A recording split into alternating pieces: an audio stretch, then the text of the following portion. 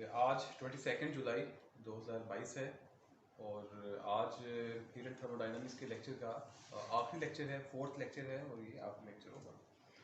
तो आज के इस लेक्चर में जो हम कंटेंट्स कवर करेंगे वो ये कंटेंट्स हैं। इसमें हम सबसे पहले बोल्ट्जमैन एंट्रोपी रिलेशन देखेंगे और इसको ज़रा कनेक्ट करेंगे हम थर्मोडायनामिक एंट्रोपी और स्टैटिस्टिकल एंट्रोपी, दो टर्म्स हैं, तो उसको समझने की कोशिश करेंगे यहाँ से और इन दोनों में क्या फ़र्क है वो देखेंगे। और फिर हम देखेंगे कि change in entropy during phase transformation. Phase transformation समझते हैं ना आप, कि जब गैस जो है जब लिक्विड में कन्वर्ट होती है तो ये फेज ट्रांसफॉर्मेशन है या फेज ट्रांजिशन, या इसी तरह फिर लिक्विड से वो सॉलिड में चेंज होती है तो ये भी फेज ट्रांसफॉर्मेशन है या फेज ट्रांजिशन है। तो इसमें जो चेंज इन एंट्रोपी है वो क्या है, वो कैसे आती है, वो हम देखेंगे। और फिर हम जो चेंज इन एंट्रोपी है, डेल्टा एस असल में चेंज इन एंट्रोपी को रिप्रेजेंट कर रहा है, तो change in entropy during different thermodynamic processes ये देखेंगे। यहाँ पे थर्मोडायनामिक प्रोसेसेस वो कौन से हैं, वही चार, आइसोथर्मल प्रोसेस और एडियाबैटिक प्रोसेस, आइसोकोरिक प्रोसेस और आइसोबैरिक प्रोसेस। इसमें इन चारों में हम अलग अलग चेंज इन एंट्रोपी जो है वो कैलकुलेट करेंगे और उसके बाद हम change in entropy reversible processes में और इरिवर्सिबल प्रोसेसेस में कैलकुलेट करेंगे। हमें पता है कि ये वैसे रिवर्सिबल में ये जीरो होती है और इरिवर्सिबल प्रोसेस में चेंज इन एंट्रोपी पॉजिटिव होती है। और लेकिन ये हम देखेंगे non isolated system. Non isolated system से मुराद कि उसमें सिस्टम की entropy change entropy plus surrounding की चेंज एंट्रोपी दोनों को ऐड करके जो टोटल एंट्रोपी बनेगी तो वो हम देखेंगे, रिवर्सिबल के लिए भी और रिवर्सिबल दोनों के लिए देखेंगे। और फिर हम देखेंगे कि एंट्रोपी का थर्ड लॉ ऑफ थर्मोडायनामिक्स के साथ क्या ताल्लुक है। ठीक है, तो हम फर्स्ट लॉ भी पहले कर चुके हुए हैं, तो थर्ड लॉ क्योंकि एंट्रोपी का टॉपिक चल रहा है तो इसके साथ हम जो थर्ड लॉ है क्योंकि वो भी एंट्रोपी को डील करता है एट जीरो केल्विन, इसको हम कवर कर लेंगे। और उसके बाद हम सेकंड लॉ पे आएंगे और सेकंड लॉ का जो ताल्लुक है हीट इंजन के साथ इसको देखेंगे।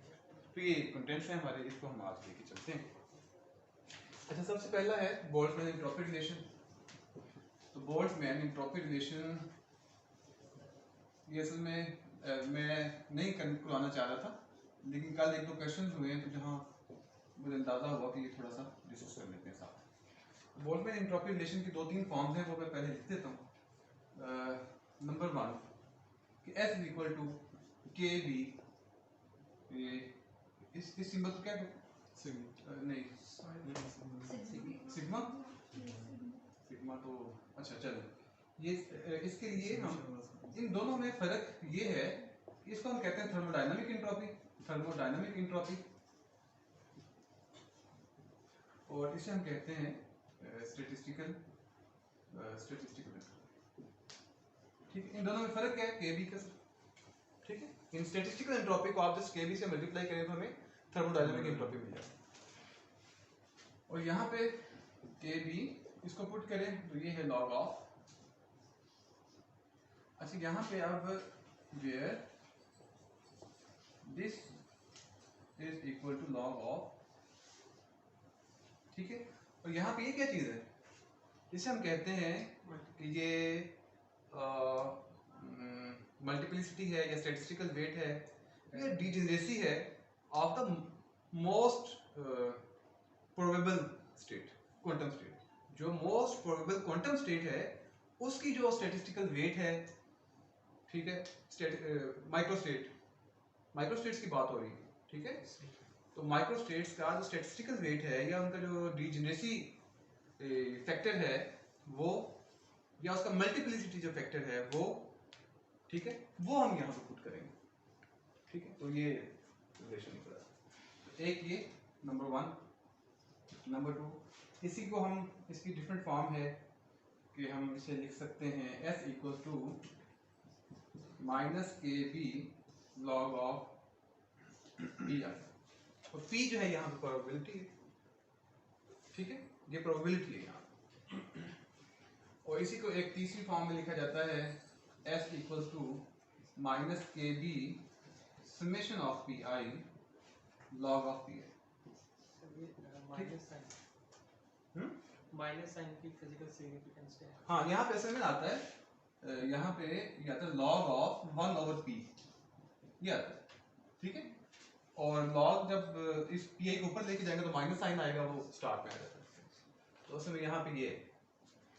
अच्छा, अब यहाँ पे जो समेशन p है, ये बात का नहीं भी हम लिखते, क्योंकि समेशन p यानी sum of all the probabilities equal to 1, तो बात का हम इसको नहीं लिखते, ठीक है। तो ये तीनों जो है वो कंपैटिबल फॉर्म्स है इसकी। अच्छा, अब यहाँ माइनस साइन है, क्या ये नेगेटिव बता रहा है कि एंट्रोपी नेगेटिव हो रही है? क्योंकि एंट्रोपी की वैल्यू तो नेगेटिव आ रही है यहाँ पे। हाँ, और ये हाँ एंट्रोपी की यहाँ से इस फॉर्मूले से ऐसे ही लगता है, लेकिन प्रोबेबिलिटी हमें नेगेटिव साइन, हाँ नेगेटिव प्रोबेबिलिटी है, नहीं प्रोबेबिलिटी नेगेटिव होती है, एंट्रोपी नेगेटिव है, लेकिन हमने कल कहा था कि नहीं हो सकती, लेकिन प्रोबेबिलिटी जो है वो हमेशा 0 से 1 के दरमियान लाई करती है, ठीक है। प्रोबेबिलिटी जो है वो हमेशा 0 से 1 के दरमियान लाई करेगी। अच्छा, अब यहाँ पे प्रोबेबिलिटी किस चीज की है, ये जैसे मैं कल कह रहा था डिफरेंट प्रोसेस में डिफरेंट है। अच्छा, अब उसमें ये है कि where PI is different for canonical ensemble, canonical ensemble के लिए। और कैनोनिकल इंसेंबल क्या कौन सा सिस्टम होता है, ओपन सिस्टम या क्लोज सिस्टम या आइसोलेटेड सिस्टम? कैनोनिकल इंसेंबल एक ऐसा होता है जिसमें एनर्जी एक्सचेंज होती है। एनर्जी एक्सचेंज कौन से बनेगा से? क्लोज में, तो इसका मतलब कैनोनिकल इंसेंबल तो आप समझ सकते हैं कि क्लोज सिस्टम की बात हो रही है, ठीक है। तो अगर क्लोज सिस्टम है जिसमें सिर्फ एनर्जी एक्सचेंज हो रही है, तो इसको हम कैनोनिकल इंसेंबल कहते हैं। इंसेंबल कहते हैं collection of particles, collection of इनमें से फ्री इलेक्ट्रॉन गैस, ठीक है, इलेक्ट्रॉन्स की कलेक्शन, एटम्स की कलेक्शन, मॉलिक्यूल्स की कलेक्शन, तो उस सेंस में। अच्छा, और for different for canonical ensemble and grand canonical ensemble, ये दो टर्म्स इस्तेमाल हुई है, तो मैंने इसलिए इसकी वजाहत कर कैनोनिकल इंसेंबल। और ग्रैंड कैनोनिकल इंसेंबल कौन सा होता है, जिसमें पार्टिकल भी एक्सचेंज करता है और एनर्जी भी एक्सचेंज करती है, just like an open system, ठीक है। इसको हम देखते हैं कि अगर PI है, अगर हमारे पास कैनोनिकल इंसेंबल है, आगे चलते हैं। अगर हमारे पास कैनोनिकल इंसेंबल है, यहाँ लिख लें जी, कैनोनिकल इंसेंबल है, तो उसके लिए जो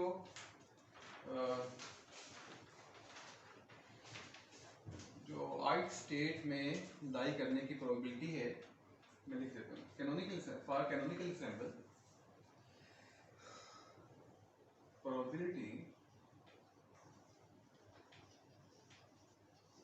probability of being in ith state, ith quantum state में लाई करने की प्रोबेबिलिटी इज कैनोनिकल इंसेंबल में ये जो PI है that is equal to e⁻ over kb divided by sum of all j के लिए e⁻ ej over kb, तमाम बाकी स्टेट्स का सम। इस जो नीचे वाला फैक्टर है इसे हम कहते हैं z partition function. This z is partition function for canonical ensemble, ठीक है। अच्छा, ये इसका मतलब आप ये कल कह रहे थे कि PI कैसे कैलकुलेट करेंगे ना, तो अगर आपका सिस्टम जो है collection of electrons, collection of quantum particles, अगर कलेक्शन हमारी है कैनोनिकल इंसेंबल वाली है जिसमें जस्ट एनर्जी एक्सचेंज हो रही है, तो उसमें हम प्रोबेबिलिटी अप्लाई करें, और इसमें ये z जो है इसे partition function for canonical ensemble के। अच्छा, ये कैनोनिकल इंसेंबल के केस में आ गया। इसी तरह grand canonical ensemble,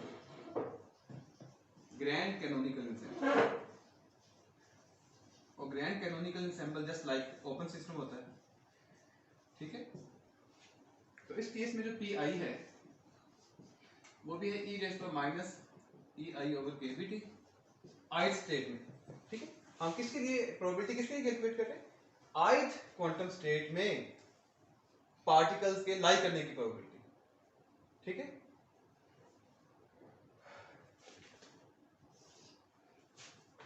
summation j ई रेज़ पावर नहीं, यहाँ ये ना ई आई माइनस म्यू एन ओवर के, ये आएगी ऊपर और नीचे आएगी जे के लिए E raise power minus E J, यहाँ एन के साथ आई आएगा, E J minus mu N J over KVT. और यहाँ जो डिनोमिनेटर में इसको क्या कहते हैं? अगेन ये तो वही लेंगे, इसे partition function, and this partition function is called grand partition function for grand canonical ensemble, ठीक है। तो ये थोड़ा सा एक वो तरीका था जिसको हम कह रहे थे कि जो रैंडमनेस है सिस्टम की वो कैसे मेजर करनी है। तो सिस्टम देखिए कौन सा है, सिस्टम अगर कैनोनिकल है तो ये फॉर्मूला यूज करें, और अगर वो ग्रैंड कैनोनिकल है तो ये देखिए एनर्जी की डिस्ट्रीब्यूशन है डिफरेंट क्वांटम स्टेट्स में। कोई ith स्टेट है जिसकी हम हाईएस्ट प्रोबेबिलिटी समझते हैं, हाईएस्ट प्रोबेबिलिटी में तमाम पार्टिकल्स की जे पार्टिकल्स की लाई करने की प्रोबेबिलिटी इस तरह कैलकुलेट करते हैं, और ये बोल्ट्जमैन ने बताया जस्ट, ठीक है। अच्छा अब हम आगे चलते हैं। बोल्ट्जमैन एंट्रोपी रिलेशन पे ही हम बात कर रहे हैं, अब इसी पे मजीद हम बात करेंगे।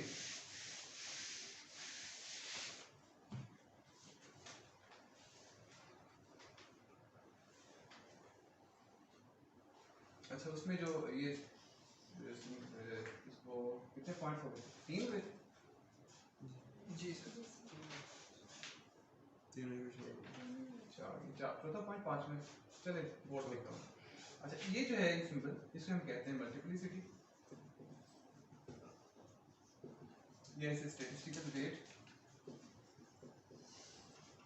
इसको वेटेड मीन भी कह सकते हैं। क्या weighted mean, weighted mean microstates, most probable microstates कह सकते हैं, number of most probable microstates, या स्टैटिस्टिकल वेट या मल्टीप्लिसिटी है डिजेनरेसी ऑफ किसकी? मोस्ट प्रोबेबल स्टेट, ठीक है। और मोस्ट प्रोबेबल स्टेट सिस्टम के लिए कौन सी होती है? Equilibrium is most probable state, ठीक है। तमाम सिस्टम जो है वो इक्विलिब्रियम मेंटेन करना चाहते हैं।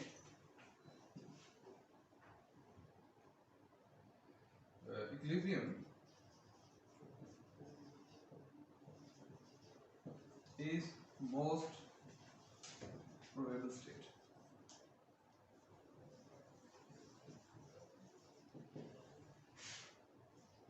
और फिर at equilibrium, जब सिस्टम इक्विलिब्रियम में तो हम ये कहते हैं कि वो एक मैक्सिमम एंट्रोपी से गुजर के वो उस इक्विलिब्रियम को उसने मेंटेन किया है, तो हम कहते हैं कि entropy is maximum.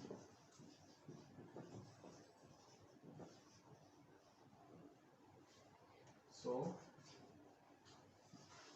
entropy is maximum, so this factor is maximum.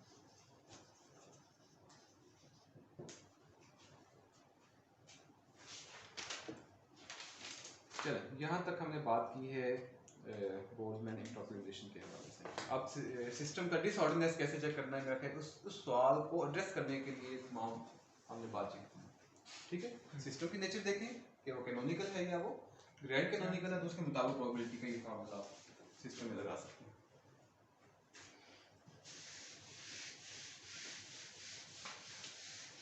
ये ना हमने स्टैटिस्टिकल फिजिक्स लेक्चर पर लाभ पढ़ा, उसमें हमने कवर किया वो first doctor Yadav memorial school के जो लेक्चर थे उसमें अवेलेबल है। अच्छा आगे है जी, जो हमने करना है वो है हमारा दूसरा पॉइंट डेल्टा एफ यानी change in entropy during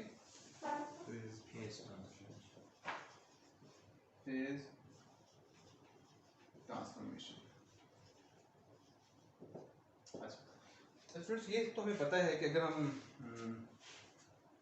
gas से शुरू करेंगे तो यानी जो हमारे मैटर की तीनों स्टेट्स हैं उनकी इंट्रोपीज को अगर देखा जाए, उनकी इंट्रोपी से मुराद उनके पार्टिकल्स की, उनके मॉलिक्यूल्स की, उनके एटम्स की रैंडमनेस को अगर देखा जाए, तो अगर हम गैस है और गैस को हम ज़रा कम टेम्परेचर की तरफ लेके जाएं, यानी गैस का टेम्परेचर कम करना शुरू कर दें, तो क्या होगा कि वो लिक्विफाइड हो जाएगा। ठीक है, तो अब उसके ज़रा आप देखें, ज़रा इसको समझें कि जो गैस पार्टिकल्स हैं उनकी रैंडमनेस ज़्यादा है, उनके मॉलिक्यूल्स की रैंडमनेस ज़्यादा है, और जैसे ही वो लिक्विफाइड होगा तो उसके जो सिस्टम के पार्टिकल्स हैं, लिक्विड के जो पार्टिकल्स हैं, उनकी रैंडमनेस पहले से कम हो जाएगी। अब मुझे ये बताएं कि इस फेज ट्रांजिशन में क्या होगा, एंट्रोपी कम हुई है ज़्यादा हुई? कम हुई। ठीक है, अच्छा इसी तरह एक लिक्विड सिस्टम में आप मजीद उसको कूल करें, मजीद उसका टेम्परेचर कम करें, आप बेशक हाइड्रोजन गैस ले लें या हाइड्रोजन लिक्विफाइड फॉर्म में ले लें या हीलियम को लिक्विफाइड फॉर्म में ले लें, आप उसको मजीद कूल करेंगे, ठीक है, 0 केल्विन की तरफ लेके जाएं, तो क्या होगा कि वो सॉलिड बनना शुरू हो जाएगा। ठीक है, तो अब इसमें भी क्या होगा, सॉलिड के पार्टिकल बड़े अरेंज होते हैं। ठीक है, तो अब इन मॉलिक्यूल्स की मूवमेंट को अगर देखा जाए तो लिक्विड से सॉलिड की तरफ जब फेज ट्रांसफॉर्मेशन आती है तो उसमें फिर एंट्रोपी जो है रिड्यूस हो जाती है। तो एक तो ये कि जो फेज ट्रांजिशन है उसमें एंट्रोपी किस तरह बढ़ती है या कम होती है। अच्छा इस तरह आप उल्ट डायरेक्शन में देखना शुरू कर दें, सॉलिड है उसको आप हीट करना शुरू कर दें, उसको टेम्परेचर देना शुरू कर दें, तो आप उल्टा देखना शुरू कर देंगे, सॉलिड से वो लिक्विफाइड होगा और लिक्विफाइड से वो दोबारा गैसेस में बनेगा। इस तरह देखें तो सॉलिड, लिक्विड और गैस, फिर एंट्रोपी बढ़ेगा, इंक्रीज करेगी। और अगर आप गैस को लेते हैं और टेम्परेचर को कम कर रहे हैं तो गैस, लिक्विड और सॉलिड, तो एंट्रोपी जो है कम हो रही है। ठीक है, एक तो ये, और जब एक फेज गुजरने के बाद वो एक स्टेट में आ जाता है तो उसमें फिर हम उसे हीट करते हैं, टेम्परेचर देते हैं, हीट करते हैं। ठीक है, तो वहाँ एक फेज के अंदर रहते हुए हम हीटिंग प्रोसेस होता है, तो हीटिंग क्यू, हीट दे रहे होते क्यू, और हम एंट्रोपी को S equal to Q over delta Q over T से कैलकुलेट कर लेते हैं, तो हम उसे हीट दे रहे होते हैं। तो जब एक सिस्टम वहाँ मौजूद है तो उसको हम हीटिंग का प्रोसेस हो रहा होता है वहाँ पे, और जब फेज ट्रांजिशन होती है उसमें एंट्रोपी बहुत तेजी से चेंज होती है, यानी एक स्टेट के अंदर रहते हुए एंट्रोपी में चेंज लेस है, और जब फेज ट्रांजिशन आती है तो एंट्रोपी में जो चेंज है वो तेज चेंज है। ठीक, अच्छा अब इसको हम देखते हैं मजीद, इसको हम किस तरह कर सकते हैं। बस एक तो अभी हमने देखा है कि change in entropy of gases is higher than entropy of liquids is higher than entropy of solids। एक तो ये ठीक है, यानी उनके सिस्टम की पार्टिकल्स की मूवमेंट, उनकी रैंडमनेस को देखते हुए, मॉलिक्यूल्स की रैंडमनेस को देखते हुए, गैसीय स्टेट है तो मॉलिक्यूल्स है। ठीक है, जैसे आप सॉलिड की तरफ चलते चले जाएंगे वो एटम, और एटम से भी फिर सब एटॉमिक लेवल पे फिर। अच्छा, और दूसरा रिजल्ट ये है कि अगर हम फेज ट्रांजिशन में एंट्रोपी चेंज एंट्रोपी निकालना चाहते हैं, वो कैसे निकालेंगे, delta S equal to delta Q over T। ठीक है, और अगर ये प्रोसेस जो है कांस्टेंट प्रेशर पे हो रहा है, कांस्टेंट प्रेशर का मतलब एटमॉस्फेरिक प्रेशर कांस्टेंट प्रेशर है, उस पे हम कर रहे हैं, तो delta S equal to delta Q over T। तो ये कांस्टेंट प्रेशर पे क्या होता है, इसे हम क्या कहते हैं, Q हीट कांस्टेंट प्रेशर के ऊपर, इसी को हम एंथैल्पी डिफाइन किया था ना हमने, याद है? Heat content at constant pressure per mole is called enthalpy। At constant pressure ये क्या बन जाता है, डेल्टा H over T। अच्छा, जब ये फेज ट्रांसफर हो रहा होता है, ठीक है, मेल्टिंग पॉइंट, बॉइलिंग पॉइंट, जब फेज ट्रांसफर हो रहा होता है उस वक्त जो ये डेल्टा H है इसे फ्यूजन बोलते हैं, डेल्टा H फ्यूजन। ठीक है, ये होती है जब, और ये दूसरा डेल्टा H वेपराइजेशन। वो लेटेंट हीट वाला कॉन्सेप्ट है। हाँ जी, हीट कंटेंट यानी हम कहते हैं हीट कंटेंट सिस्टम का कांस्टेंट प्रेशर के ऊपर है तो हम इसे इंथाल्पी कहते हैं। आप इंथाल्पी को समझें तो यहाँ पे जो फ्यूल है ये होता है कि जब यानी एनर्जी में जो चेंज है या हीट में जो चेंज है जब सॉलिड से लिक्विड बन रहा है, ठीक है, मेल्टिंग हो रही होती है, और ये है जब सॉलिड से लिक्विड से गैस की तरफ जा रहा है, वेपराइजेशन की तरफ जा रहा है, तो हम ये यूज करते हैं।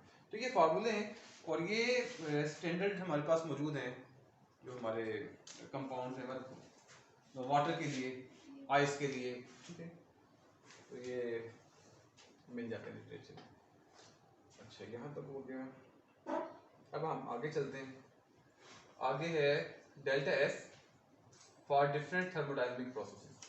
ये अब हम फर्स्ट लॉ में जो हमने प्रोसेस किए, फर्स्ट लॉ में आइसोथर्मल, एडियाबैटिक वगैरह, और हम वो देखते हैं। सर ये जो डेल्टा क्यू ओवर टी है ये हमें सिस्टम की रैंडमनेस के बारे में कैसे बता रहा है? क्योंकि इसी हम एंट्रोपी नहीं, ये नहीं बता रहा। इसी एंट्रोपी क्यों कह रहे हैं? नहीं, ये नहीं, अगर ये इस वाली साइड पे बात करें, इस वाली साइड यानी ये जो लेफ्ट साइड है, अगर हम इसकी बात करें तो ये हमें देगा हीट कि सिस्टम हीट गेन कर रहा है या हीट वो अपने सिस्टम अपने अंदर से हीट लॉस कर रहा है, एक्सोथर्मिक है या एंडोथर्मिक है। इंथाल्पी हमने यही पढ़ी ना कि या प्रोसेस जो है एंडोथर्मिक होगा या एक्सोथर्मिक होगा। अगर एक्सोथर्मिक है तो सिस्टम की एनर्जी अंदर से लूज होगी, ठीक है, लूज होगी तो उसकी रैंडमनेस कम होगी, गेन करेगा तो उसकी रैंडमनेस बढ़ेगी, मतलब इस सेंस में इसको देखो। अच्छा अब आगे क्या है हमारा change in entropy, delta S यानी change in entropy during different thermodynamic processes. अच्छा इसमें हम उसका कौन सा फार्मूला यूज करेंगे? Delta S equals to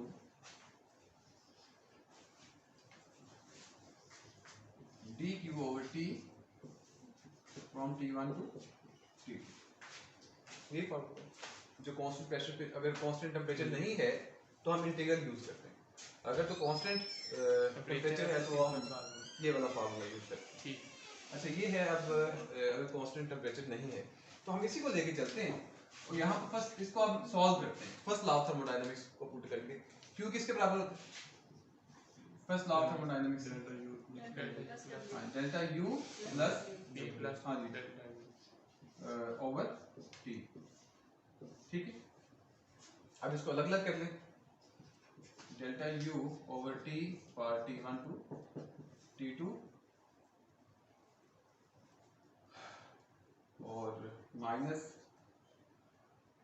dw over इसको d में लिखना चाहिए क्योंकि हम इंटीग्रल सॉल्व करना है हमने, ठीक है, तो इंटीग्रल सॉल्व करने के लिए इसको डिफरेंशियल फॉर्म में लिखें, हाँ dw ओवर t। अच्छा अब du किसके बराबर है? माइनस कैसे है? यानी इंटरनल है प्लस माइनस क्यू किसके बराबर होता है? फॉर्मूला में सही लिखा हुआ है,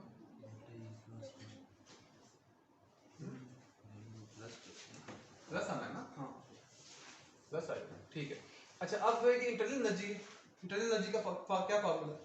NCV डेल्टा टी, तो NCV इसको बाहर लिख लेते हैं और delta T dt over T integral T1 to T2 plus हाँ जी dw,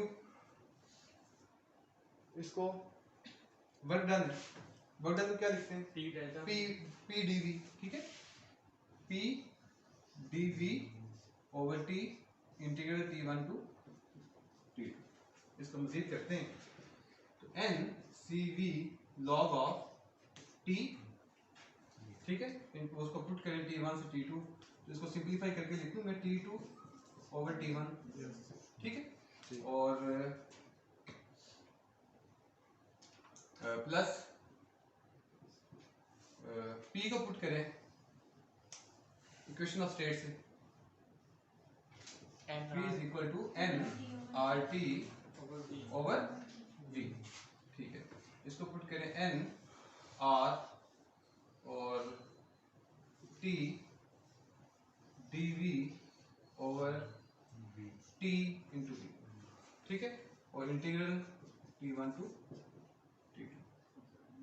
अच्छा, अगर अब ये कैंसिल हो जाएगा तो अब मुझे बताएं कि मुझे यहाँ पे इंटीग्रल की लिमिट्स क्या लगानी चाहिए? v1 वॉल्यूम, ठीक है ना, टी ये टी कैंसिल हो चुका है। अब यहाँ पे v1 टू v2, तो ये बन जाएगा n C V log of t2 over t1 plus ये आ गया n r log of v2 over चलिए यहाँ तक ये delta S change in property, ठीक है। अच्छा, अब यहाँ से देखें जरा, आप डिफरेंट प्रोसेस शुरू करते हैं। मतलब आइसोथर्मल प्रोसेस लेते हैं। पहला process isothermal process. Isothermal process कौन सा होता है? जिसमें T1 is equal to T2, तो ये फैक्टर क्या हो गया? 0। तो डेल्टा एस क्या आ गया? Delta S is equal to n r log of v2 over v2, ये आइसोथर्मल के केस में इंट्रोपी। ओके, इसी तरह आप ये जिसमें वॉल्यूम कांस्टेंट होता है, इसे हम क्या कहते हैं? आइसोकोरिक, यस, आइसोमेट्रिक भी कहते हैं इसको। आइसोकोरिक, आइसोकोरिक और आइसोमेट्रिक। आइसोकोरिक प्रोसेस, इसमें v1 is equal to v2, इस केस में ये वाला खत्म हो जाएगा फैक्टर जी। तो ये सर्वाइव करेगा। तो delta S is equal to n C V log of T2 over T1। अच्छा, अब ये जो डेल्टा एस है ये है फॉर आइसोथर्मल केस, ठीक है, और ये है आइसोकोरिक केस। तो दो प्रोसेस में ये एंट्रोपी आएगी। और इसी तरह आगे चलते हैं।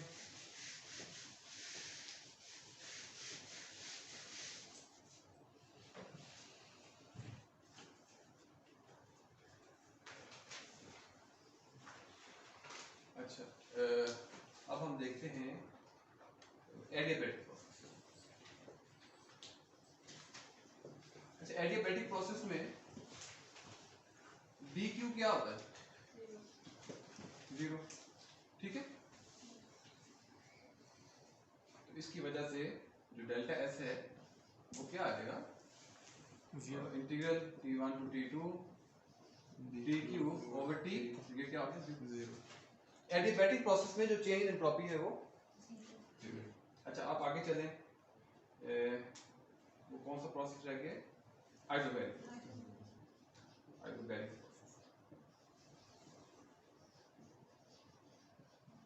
आइसोबैरिक प्रोसेस में P1 इक्वल टू P2 होता है। तो इसको हम delta S is equal to integral T1 to T2 delta Q at constant pressure over T। तो इसको हम कर सकते हैं, ये P लिखते हैं यहाँ पे स्मॉल p, इसको लिखा जा सकता है T1 टू T2 और n Cp dt over T, delta QP जो इसके बाद n Cp डेल्टा T।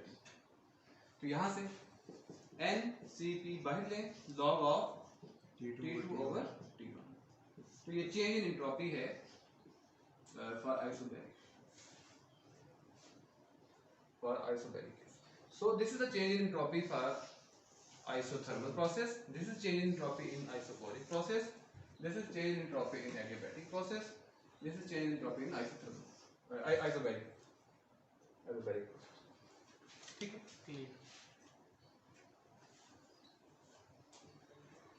अच्छा, यहाँ पे मजीद आप इसको देख सकते हैं कि मजीद आपने इसको सॉल्व करना है। मसलन यहाँ पे NCV आ रहा है, R अगर n जो है यहाँ पे स्मॉल नंबर ऑफ मोल है, अगर 1 मोल के लिए है तो वो पुट कर दें। R यूनिवर्सल गैस कांस्टेंट है, वॉल्यूम गिवन होंगे उस न्यूमेरिकल में, n को जो भी नंबर ऑफ मोल्स दिए हुए हैं। CV इसको कैसे कैलकुलेट करेंगे जी in particular numerical? Cp minus Cv equal to हाँ जी, F/2 F/2 R, ठीक है, CV in form of degree of freedom, F/2 into R।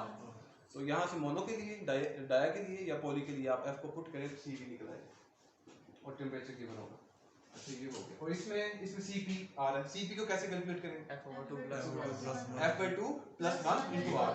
तो यहाँ भी मोनो के लिए, डाया के लिए आप इसको सॉल्व कर सकते हैं। चलिए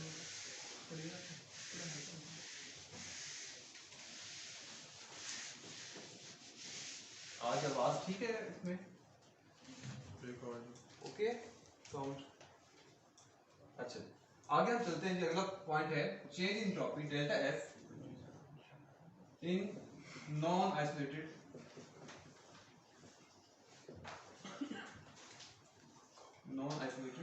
सिस्टम।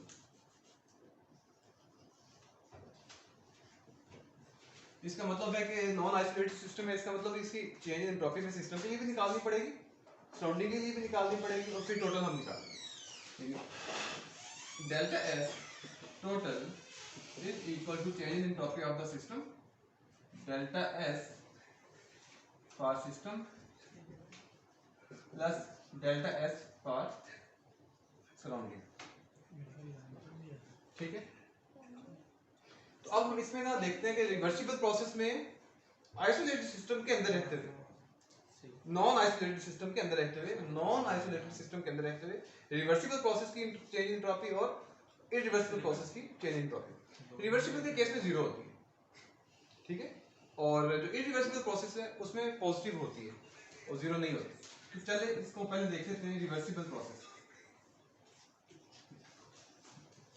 रिवर्सिबल प्रोसेस, अच्छा रिवर्सिबल प्रोसेस कौन सा हमें देखना है? नॉन आइसोलेटेड, यानी इसके अंदर रहते हुए, नॉन आइसोलेटेड सिस्टम के अंदर रहते हुए हम रिवर्सिबल प्रोसेस को देखते हैं।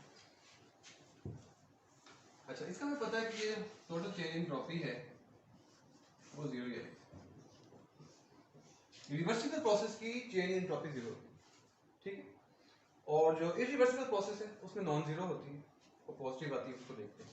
तो पहले रिवर्सिबल का देख लेते हैं। रिवर्सिबल के केस में हाँ जी यही वाला इक्वेशन 1 कह लें इसे। इक्वेशन 1 से जरा देखें।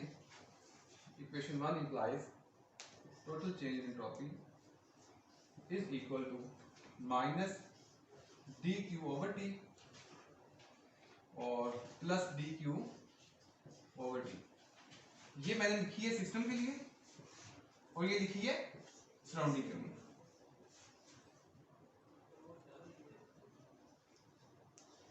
यानी जो उसने सिस्टम ने हीट लॉस की है, ठीक है, सिस्टम ने हीट लॉस की है, वो हीट सराउंडिंग ने गेन कर दी है। तो जो गेन की है उस केस में डी क्यू पॉजिटिव, जिसे लॉस किया है उस केस में डी क्यू नेगेटिव, ठीक है। इन दोनों को प्लस करेंगे तो क्या आ जाएगा? जीरो।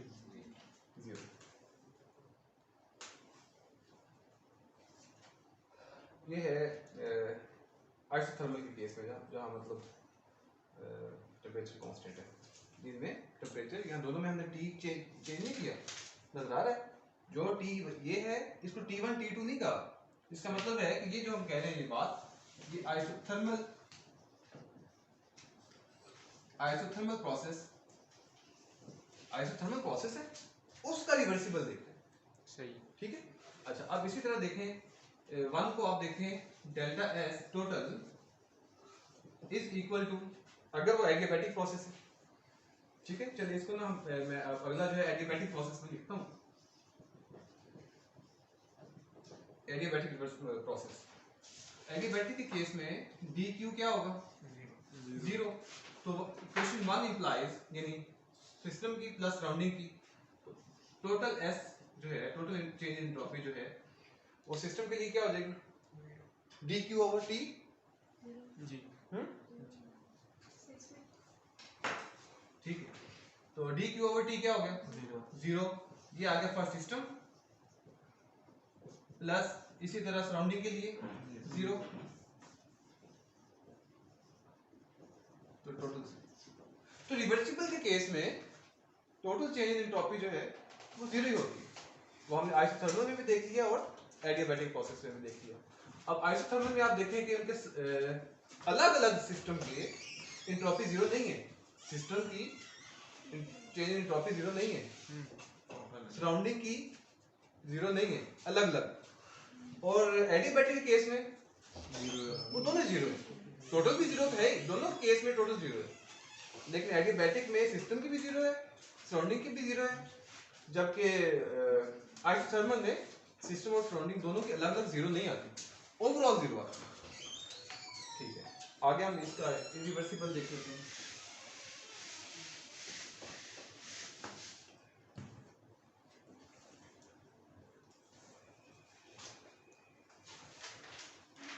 जी अच्छा, इरिवर्सिबल प्रोसेस में हमें पता है एंट्रोपी जीरो नहीं होती। ठीक है, change in entropy is not zero in case of irreversible process.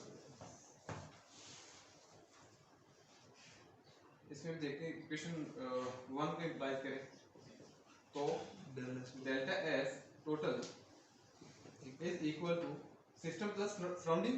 तो सिस्टम के लिए क्या हो जाएगी, d Q over minus d Q over T minus, क्योंकि उस हीट लॉस कर रहा है सिस्टम। और इसका टेम्परेचर जो है वो T1 है, और प्लस अब सराउंडिंग के लिए लिखेंगे, सिस्टम के लिए लिखिए सिस्टम कौन से टेम्परेचर पे, T1 पे, और इस तरह आप देखें डी क्यू ओवर T2 ये सराउंडिंग के लिए। सिस्टम और सराउंडिंग का टेम्परेचर सेम है नहीं, इसलिए T1 और T2 हम अलग अलग लिखते हैं। ठीक है, इरिवर्सिबल प्रोसेस। तो इस केस में डी क्यू को अगर कॉमन लिया जाए, डी क्यू को कॉमन लें तो ये बन जाएगा 1 ओवर, प्लस तो पहले लिख लें T2 माइनस 1 ओवर T1, पहले इसको लिख लें। तो यहाँ से D Q T1 T2 T1 minus T2, so this is the total change in entropy, and this is not zero, it is greater than zero. So irreversible के case में change in entropy zero नहीं है, reversible में zero है, irreversible में zero नहीं है, बल्कि पॉजिटिव ग्रेटर देन जीरो आ गया। ठीक है, ये कुछ रिजल्ट्स हो गए। अच्छा, अब हम इसी एंट्रोपी को कंटिन्यू करते हैं third law of thermodynamics. Sir reversible process में आइसोबैरिक और आइसोकोरिक दोनों की जीरो जीरो होगी, सेम है, जीरो कट या नहीं हो। हाँ, रिवर्सिबल में कोई भी प्रोसेस लगा के देखते हो जीरो ही से। रिवर्सिबल प्रोसेस है तो उसमें एडियाबैटिक है, आइसोथर्मल है, आइसोकोरिक है। ठीक है, अगर रिवर्सिबल है तो जीरो। अच्छा, आगे जो है हम करते हैं, अच्छा ये जो मैं कह रहा हूँ कोई भी प्रोसेस है तो चेंज इन एंट्रोपी जीरो, ये जिस चेंज की मैं बात कर रहा हूँ ये टोटल एंट्रोपी है, अलग अलग नहीं है, अलग अलग नॉन जीरो भी हो सकती है। ठीक है, जैसे आइसोथर्मल के केस में हमने देखा। अच्छा, आगे हम एंट्रोपी एंड, ये इंटरेस्टिंग टॉपिक है वैसे ना, third law of thermodynamics, interesting topic, इसको तैयार करते फिर मजा आएगा, थोड़ा सा डिफरेंट, यानी जीरो केल्विन पे बातें होंगी अब यहाँ पे जीरो केल्विन।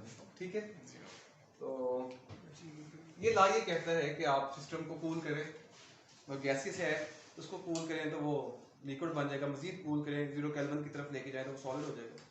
कोई भी गैस है अगर हम जीरो केल्विन की तरफ लेके जाएंगे तो वो कूल होता चला जाएगा, और गैस से लिक्विड, लिक्विड से सॉलिड बनता चला जाएगा।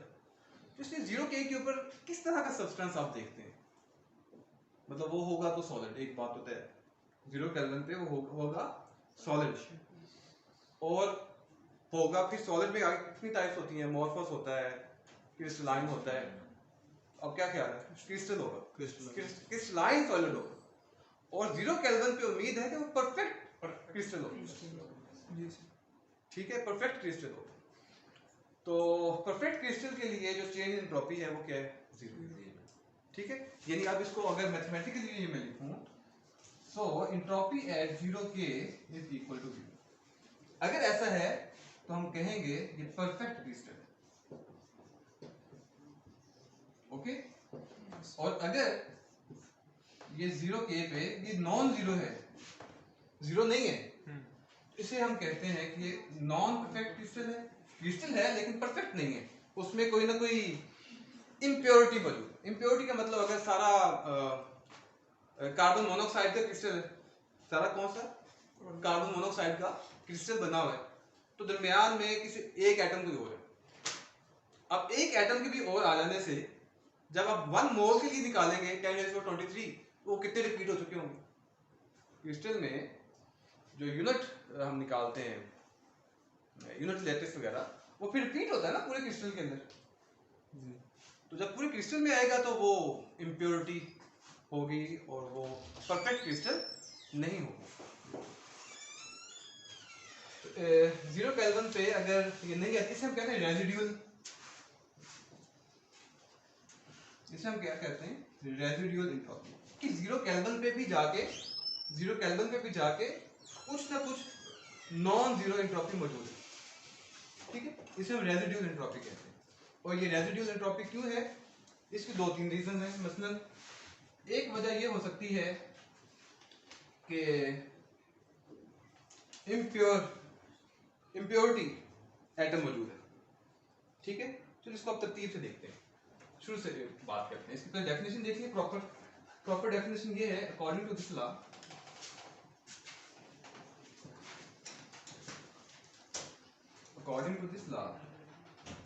the entropy, अच्छा इसमें वो क्वेश्चन भी एड्रेस हो जाएगा जो कह रहे थे कि एब्सोल्यूट टेम्परेचर पे हम एंट्रोपी कैलकुलेट कर सकते हैं कि नहीं, एब्सोल्यूट टेम्परेचर पे, उसको भी हम एड्रेस करेंगे इस क्वेश्चन में। According to this law the entropy of a perfect crystal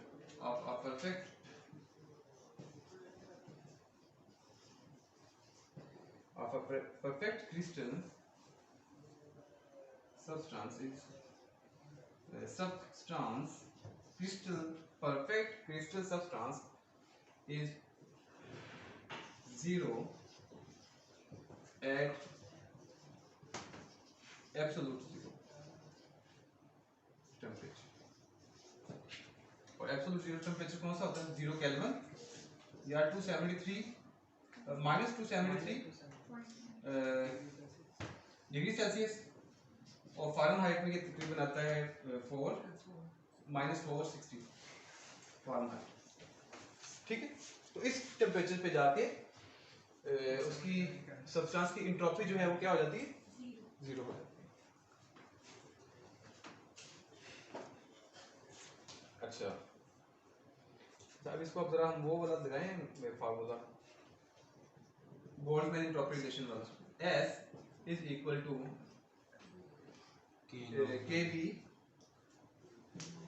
KB log of, हाँ जी। अब यहाँ पे इसकी वैल्यू क्या पुट करेंगे, 1। अब 1 क्यों होगी, क्योंकि तमाम पार्टिकल्स एक स्टेट में मौजूद है, ठीक है, तमाम पार्टिकल्स एक ही क्वांटम स्टेट में मौजूद है, जिसको हम कह सकते हैं कि इस मतलब ये वायलेशन नहीं, उसकी पाली स्प्रिंग प्रिंसिपल को होल्ड करते हुए। अब ये बात में अभी जो कह दी है तमाम पार्टिकल एक क्वांटम स्टेट में, बड़ी खतरनाक बात कह रहा हूँ मैं, by holding Pali exclusion principle, नहीं ये बात गलत है मैं कह रहा हूँ, ठीक है, पाली एक्सक्लूजन प्रिंसिपल को होल्ड करेगा और तमाम पार्टिकल्स जो है वो। अच्छा अब इस केस में इसको 1 पुट करें 1, तो ये 0 हो गया। इस यानी बोल्ट्जमैन एंट्रोपी रिलेशन से भी ये आप देख सकते हैं।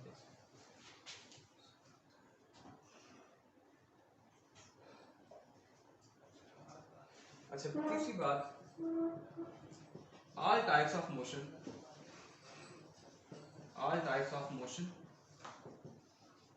यानी काइनेटिक एनर्जी, कौन सी kinetic energy, translational, rotational, vibrational, all types of motions are seized, are stopped, ठीक है। काइनेटिक एनर्जी तमाम तरह की वो ट्रांसलेशनल भी, रोटेशनल भी। और वैसे सॉलिड में आपको पता है कि सॉलिड में ट्रांसलेटरी मोशन तो नहीं होती, मतलब उसके लिए तो पार्टिकल को एक जगह से उठ के जाना पड़ेगा, और रोटेशनल जो है वो भी उसके लिए भी हाई टेम्परेचर चाहिए। सॉलिड में लो टेम्परेचर पे भी सिर्फ वाइब्रेशनल मोशन होती है, इवन रूम टेम्परेचर वगैरह पे भी, उससे लो भी आप जाएं तो उसकी वाइब्रेटरी मोशन। तो जीरो पॉइंट एनर्जी क्या होती है फिर यहाँ? जी यही, एब्सोल्यूट एनर्जी। जी आप सही पॉइंट पे पहुंचे, इस पे बात करते हैं। यानी कि जो हम कहते हैं रेजिड्यूल एंट्रोपी है, जो रेजिड्यूल एंट्रोपी है, इसका मतलब है कि सिस्टम में अभी भी कुछ ना कुछ एनर्जी मौजूद है, अभी भी ये तमाम की तमाम तरह की जो मोशंस हैं वो रुके नहीं है, बिल्कुल स्टॉप नहीं हुई, जीरो नहीं हुई, ठीक है। तो इसको हम जीरो पॉइंट एनर्जी भी कहते हैं। ये हमने बात कर ली है कि अगर ये जीरो है तो ये परफेक्ट क्रिस्टल है, और अगर ये जीरो नहीं है एंट्रोपी तो वो परफेक्ट क्रिस्टल नहीं है, ठीक है।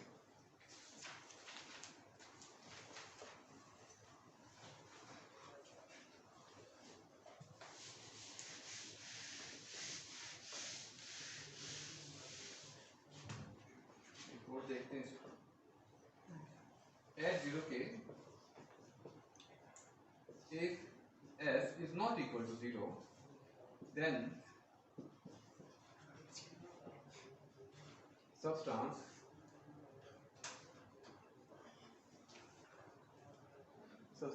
is not perfect crystal,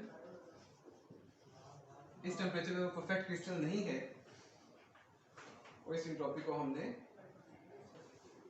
zero point energy कहा है। एंट्रोपी को रेजिड्यूल एंट्रोपी कहा है, और जिस वजह से है इसे हम कहते हैं रेजिड्यूल एंट्रोपी।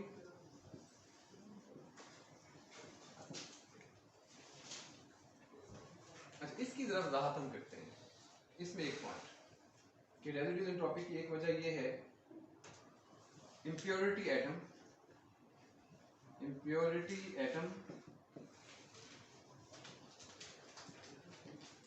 इन क्रिस्टल के अंदर कोई इम्प्योरिटी एटम आ गई, मतलब सारा कार्बन मोनोऑक्साइड का क्रिस्टल है, लेकिन उसमें कोई कार्बन की जगह CO की जगह पे कोई तीसरा एलिमेंट जो है वहां पे आ गया। तो ये जो इम्प्योरिटी एटम है, इस वजह से उसकी रेजिड्यूल एंट्रोपी एग्जिस्ट करती है, कुछ रैंडमनेस आ गई। अब देखें ना आप इसको जरा 1 मोल के लिए 10⁻23 एटम्स तक इसको एक्सपेंड करें ना, कि अगर यहाँ पे मौजूद है इसका मतलब वो कुछ पीरियोडिसिटी के बाद फिर आएगा, फिर पीरियोडिसिटी के बाद फिर आएगा, पीरियोडिसिटी के बाद फिर आएगा, ठीक है। तो ये जो इम्प्योर एटम आया है, इसकी वजह से सिस्टम की रेजिड्यूल एंट्रोपी मौजूद है, जीरो नहीं हुई, रेजिड्यूल एंट्रोपी बच गई। अच्छा, इस केस में कुछ कि जब वो बिल्कुल एंट्रोपी जीरो नहीं होती और कुछ ना कुछ बच जाती है, उसके सिस्टम के पास कुछ ना कुछ एनर्जी होती है, ये जो नॉन जीरो एनर्जी है सिस्टम की, non zero energy is called zero point energy. Zero point energy sir इसकी नेचर क्या होगी, इस एनर्जी की नेचर क्या होगी इसकी? इसमें जैसे मैं कह रहा हूँ वाइब्रेशनल का प्रोबेबिलिटी ज्यादा, ठीक है, हाईएस्ट प्रोबेबिलिटी वाइब्रेशनल की है। सॉलिड्स में ट्रांसलेटरी और रोटेशनल इस टेम्परेचर पे जाके वो नहीं होगी, अगर वहां कोई एग्जिस्ट कर रही है तो वो वाइब्रेटरी मोशन होगी, तो जीरो पॉइंट एनर्जी से हम कहते हैं। अच्छा, अगर अब हम इसी पे बात कर रहे हैं, ये मैं पॉइंट लगा रहा हूँ, अगर फर्मियॉन्स हैं, फर्मियॉन्स कौन से होते हैं? हाफ इंटीग्रल स्पिन, और ये पाली स्पिन प्रिंसिपल को होल्ड करते हैं, ठीक है। In case of fermions, this energy, this non-zero, this 0 point energy या non-zero energy जो है is called Fermi energy. Fermi energy at 0 K पे बात कर रहा हूँ, 0 K पे, सारी बात 0 K पे हो रही है। और ये ऐसा क्यों है कि एनर्जी मौजूद है? Due to Pauli spin principal.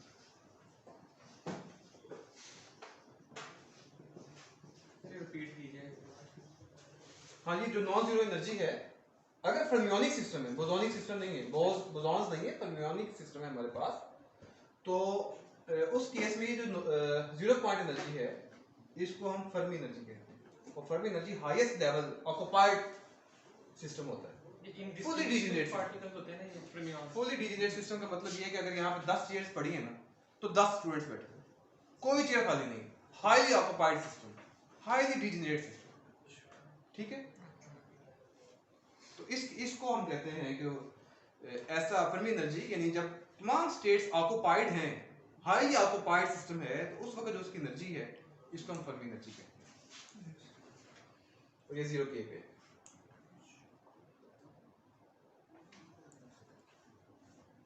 अच्छा, इसी पे हम आगे चलते हैं। 1 2 3 पॉइंट्स हो गए। चौथा पॉइंट किसकी एग्जांपल है? Carbon diatomic molecules. ठीक है, diatomic molecules. Diatomic molecules में रेजिड्यूल एंट्रोपी जो है वो एग्जिस्ट करती है। इसकी CO2 CO यानी कार्बन मोनोऑक्साइड एक एग्जांपल है, और HCl। ठीक है, ये डाई एटॉमिक में इसकी एग्जांपल है।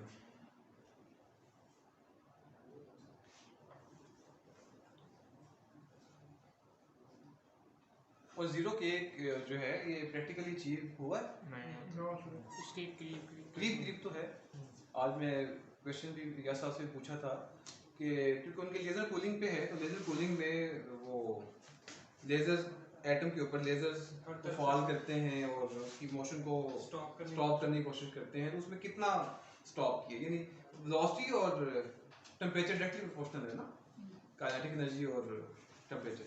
तो तमाम तरह की मोशंस को कंट्रोल करते हैं। तो वो बता रहे थे कि मेरा 0.3 केल्विन तक अचीव किए यासिर साहब के अपने एक्सपेरिमेंट उनके मुताबिक, और बहुत सारे एक्सपेरिमेंट्स में नैनो तक गए, नैनो केल्विन तक। नैनो केल्विन तक का मतलब मल्टीप्लाई टेरेस में -9 केल्विन तक।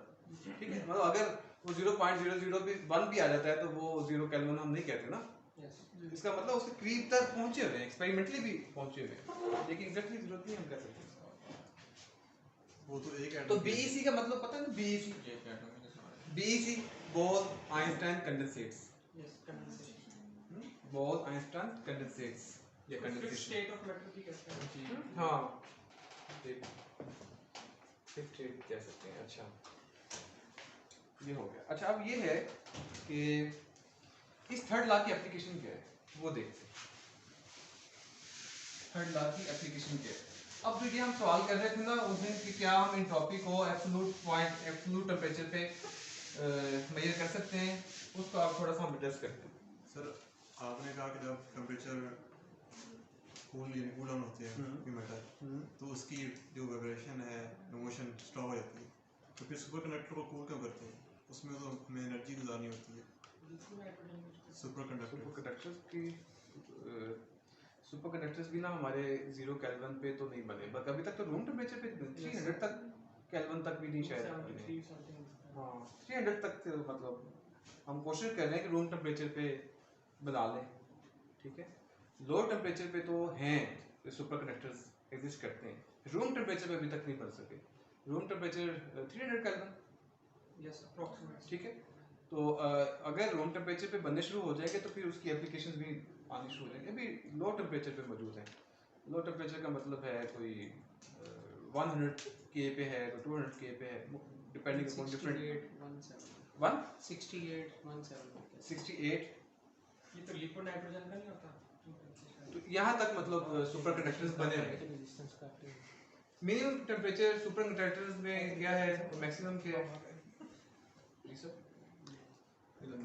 ठीक है। तो फिलहाल मतलब ये लो टेम्परेचर पे सुपर कंडक्टर्स मौजूद है, लेकिन हाई हमें सुपर कंडक्टर्स की क्योंकि एप्लीकेशन बाहर करनी है, ठीक है, रोड्स के ऊपर करनी है, बिल्डिंग्स में करनी है, तो वहाँ पे टेम्परेचर तो हमारा 45 डिग्री सेल्सियस तक पहुँचा होता है, 40 तक रोड्स के ऊपर। ठीक है, तो वहाँ पे हाई टेम्परेचर पे सुपर कंडक्टर्स बनाने हैं। हाई टेम्परेचर पे सुपर कंडक्टर्स अभी तक नहीं बने, उसके लिए सारी एफर्ट्स हो रही है। अच्छा, अब मैं कह रहा था एप्लीकेशन ऑफ थर्ड लॉ क्या है, जो थर्ड लॉ ऑफ थर्मोडायनामिक्स, इसकी एप्लीकेशन क्या है? अच्छा, अब ये है कि हमने क्योंकि एंट्रोपी में change, entropy is a state function, तो हम चेंज इसकी लेते हैं ना, entropy final minus entropy initial. तो अब अगर हम किसी भी टेम्परेचर 300 केल्विन पे फर्ज किया कोई एंट्रोपी फाइंड करना चाह रहे हैं, तो अब उसका कंपैरिजन हम, ये तो हो गया final 300, degree Celsius, 300 kelvin final हो गया। अब इनिशियल पॉइंट कौन सा लेंगे?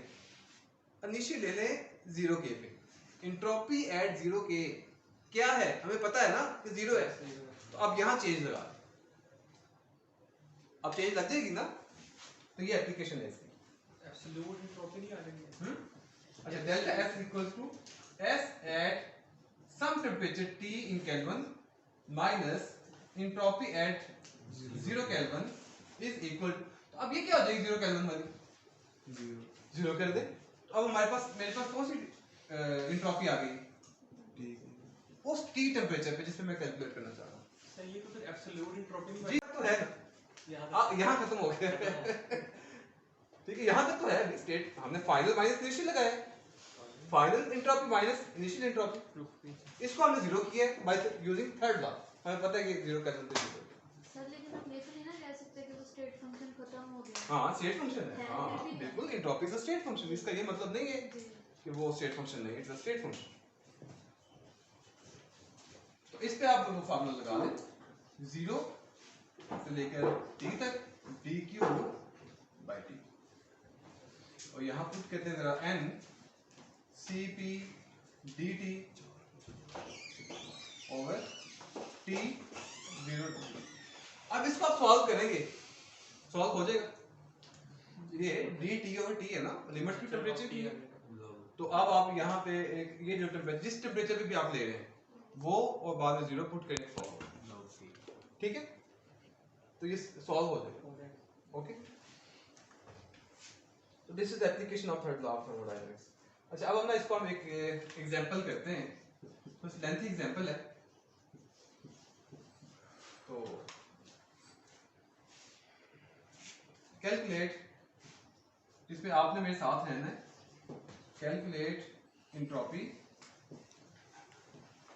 of 1 mole of H2O in gaseous state at 127 degree Celsius, तो ये तकरीबन 400 केल्विन बन जाता है, प्लस 273 केल्विन, ठीक है, एट कांस्टेंट पी,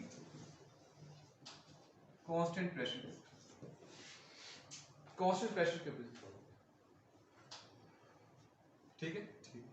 अब यहाँ पे टेम्परेचर 2 दिए हुए, 1 दिया हुआ, एक है। अब ये इसका मतलब क्या हुआ कि यहाँ हम थर्ड लॉ वाली टेक्निक लगा के इसे सॉल्व कर सकते हैं, ठीक है। तो इसमें हम अच्छा, अब इसमें आप ये भी नहीं है कि इसको हम 0 के साथ कंपेयर करें, वो 0 के इधर वाला और 400 के और डायरेक्ट लगा, ऐसा नहीं होना, इसमें फेज चेंजेस मौजूद है। क्या मौजूद है? फेज मतलब अब ये जो 400 केल्विन है 120 डिग्री सेल्सियस, उसमें H2O किस फॉर्म में? गैसियस फॉर्म में, और 0 के ऊपर कौन सा है? नहीं, सॉलिड फॉर्म है, लिक्विड की पॉसिबिलिटी है ही नहीं, सॉलिड फॉर्म है। तो इसका मतलब है कि अब हमने इसमें जो चेंज इन एंट्रोपी लगानी है वो पहले फिर 0 केल्विन से लेकर 0 केल्विन से 0 के तक, 0 के से 0 डिग्री सेल्सियस तक, 0 डिग्री सेल्सियस तक आएंगे, और फिर 0 डिग्री सेल्सियस से जाएंगे 100 डिग्री सेल्सियस पे, ठीक है, और 100 डिग्री सेल्सियस से फिर 127 डिग्री सेल्सियस, ये हमारे स्टेप्स होंगे।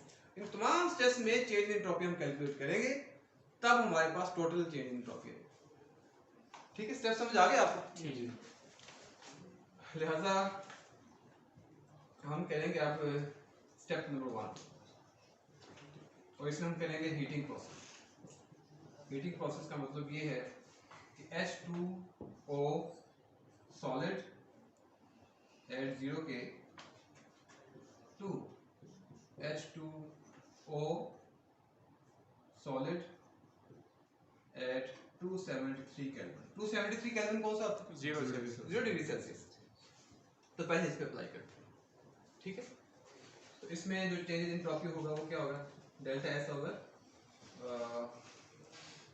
0 to 273 n, ये लगा दो NCP, कांस्टेंट प्रेशर है ना, NCP dt over T, solve हो जाएगा, ठीक है। अब यहाँ पे जो Cp है ये किसके लिए हमें लगाना है? F/2 नहीं, आइस के लिए आइस सॉलिड फॉर्म। अच्छा यानी यहाँ पे जो Cp है ये होगा आइस सॉलिड, हाँ आइस की फॉर्म, आइस में सॉलिड और इनटू dt ये। अब यहाँ पे Cp का ये लिटरेचर में इसकी वैल्यू मौजूद है Cp की, वो और लगाएं, यहाँ पे 1 मोल दिया हुआ है, इसको 1 कर दें, ठीक है, और ये dt आप निकाल देंगे, ये टेम्परेचर इसको सॉल्व किया जा सकता है। Step number 2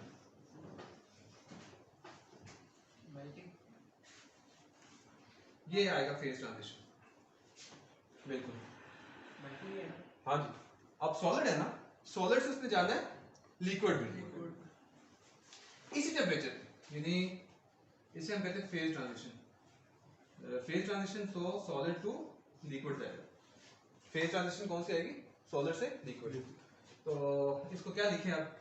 H2O solid at 273 kelvin to H2O liquid और 273 नहीं 3 नहीं 100 पे भी लेके हम 0 केल्विन पे रहते हुए उसकी फेज ट्रांजिशन। ठीक। ये सॉलिड से लिक्विड कब बनेगा? वो 0 पे ही 0 बनना शुरू हो जाएगा ना। तो फेज ट्रांजिशन हमने देखनी है। अभी है टाइम अप्रोक्सीमेट आधा घंटा, वो नीचे एक्चुअली क्लर्क को इन्फॉर्म कर रहा है आधा घंटा कम से कम, कौन ठीक है। तो अब इसमें फेज ट्रांजिशन आएगी। तो जब फेज ट्रांजिशन आती है तो मैंने आपको बताया था डेल्टा एस क्या लगेगा? डेल्टा एस क्या होता है? डेल्टा क्यू ओवर टी, और delta Q over T, delta Q क्या आ जाएगा? डेल्टा एच ओवर टी, और यहाँ पे जो डेल्टा एच होगा ये होगा फील्ड, ठीक। फेज ट्रांजिशन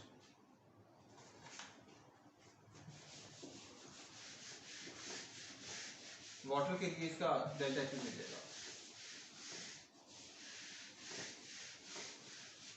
सर हम यहाँ पे अगर डेल्टा Q की डेल्टा H की जगह NCP डेल्टा D लिख दें नहीं, इस समय फेज ट्रांजिशन ठीक। नहीं, वो हीटिंग की प्रोसेस में ये कह सकते हैं कि कांस्टेंट प्रेशर। टेम्परेचर कांस्टेंट रखती है मतलब फॉर्मूला। हाँ, यहाँ पे टेम्परेचर वैसे कांस्टेंट है, फेज ट्रांजिशन कांस्टेंट टेम्परेचर पे हो रही है, और जो ये वाला हम लगा रहे हैं कांस्टेंट प्रेशर पे। कांस्टेंट प्रेशर इसमें भी सेम ही कांस्टेंट हो सकता है, लेकिन जब फेज ट्रांजिशन है ना, वहाँ पे हीटिंग प्रोसेस नहीं है, तो वहाँ पे हम ये फार्मूला लगाएंगे। सर इसमें वहाँ पे सिंपल ये कह सकते हैं जो हमने हीट देनी है वो बेसिकली उसके मॉलिक्यूल्स को तोड़ रहा है, टेम्परेचर कांस्टेंट ही है, कांस्टेंट टेम्परेचर पे रहते हैं, कांस्टेंट टेम्परेचर पे रहते हुए। अच्छा, आगे इसका स्टेप नंबर 3 है। स्टेप नंबर 3 में अब हम किस टेम्परेचर पे जाएंगे? 0 डिग्री सेल्सियस से 100 डिग्री सेल्सियस तक जाएंगे। So step number 3 is H2O liquid 273 degree Celsius पे केल्विन पे, इससे ये जाएगा H2O नहीं लिक्विड भी रहेगा, और टेम्परेचर होगा 373, 100 ऐड हो गया 100 डिग्री सेल्सियस पे, ठीक है। तो अब यहाँ पे ये कौन सा प्रोसेस हो रहा है?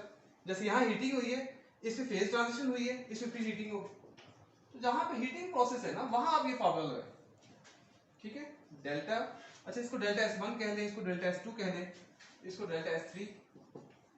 ये फिर होगा किस टेम्परेचर पे? 273 केल्विन से 373 केल्विन तक, 373 तक, और NCP हाँ ये होगा H2O लिक्विड के लिए, ठीक है। वाटर मतलब water liquid form, NCP delta T over T, ठीक है। अब सॉल्व हो जाएगा ये। आगे स्टेप नंबर 4। सर यहाँ पर CP की वैल्यू की जगह हम F/2 + 1 × R लगा सकते हैं। हाँ वो भी लिख सकते हैं, ठीक है। F/2 + 1 × R निकला है, और ये H2O है पॉलीटॉमिक जी 6 बिल्कुल ठीक है, डन, गुड गुड गुड, अच्छा हो गया। Step number 4। अच्छा ये भी कौन सा हो गया जी? अब ये फेज ट्रांजिशन होगी, फिर ये फेज ट्रांजिशन होगी। अब 100 डिग्री सेल्सियस पे रहते हुए पानी जो है अब लिक्विड से वेपर में शिफ्ट होगा। So fourth process is heating process, नहीं, phase transition from liquid to gas. तो इसमें देखिए H2O liquid at 373 to H2O यहाँ पे होगी गैस और 373 क्या नहीं, अभी नहीं, लिक्विड से गैस में जा रहा है, फेज ट्रांजिशन, हीटिंग प्रोसेस नहीं है। अच्छा, अब इसमें कौन सा फार्मूला लगेगा? अब ये फार्मूला हम नहीं लगाएंगे, ये वाला रहेंगे कांस्टेंट टेम्परेचर के ऊपर, ये कांस्टेंट टेम्परेचर के ऊपर।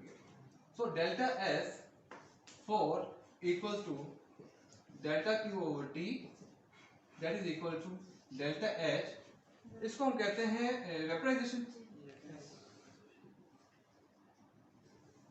वेपराइजेशन डिवाइडेड बाय T, ठीक है। और यहाँ पे T कौन सा आएगा? ये वाला या ये वाला? सेम कांस्टेंट टेम्परेचर है, पुट करें, सॉल्व करें। Step number 5,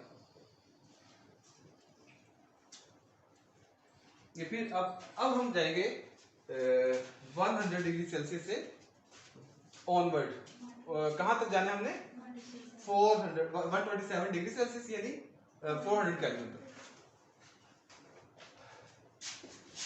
step number 5 is again heating process होगा। इसका मतलब ये है कि डेल्टा S5 equals to 373 to 400 kelvin और N Cp H2O गैस और dt, ठीक है। तो इसको सॉल्व करें। अच्छा, अब हमने क्या करना है? अब हमने करना है सारे डेल्टा S को ऐड करना है।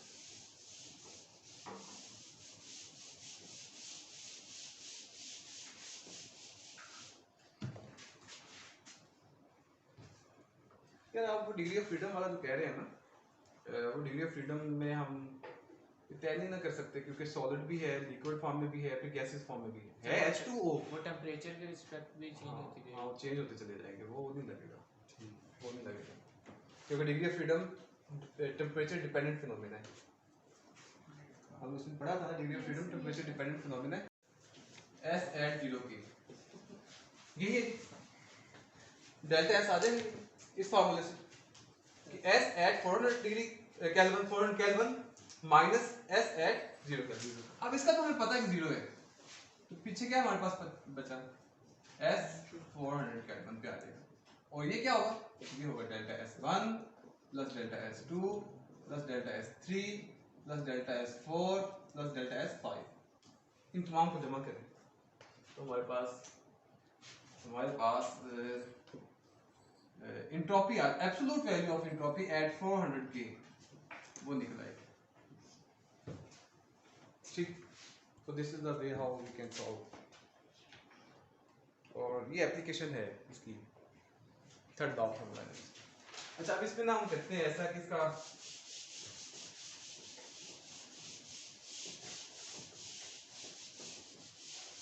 इससे ग्राफ ड्रॉ करते हैं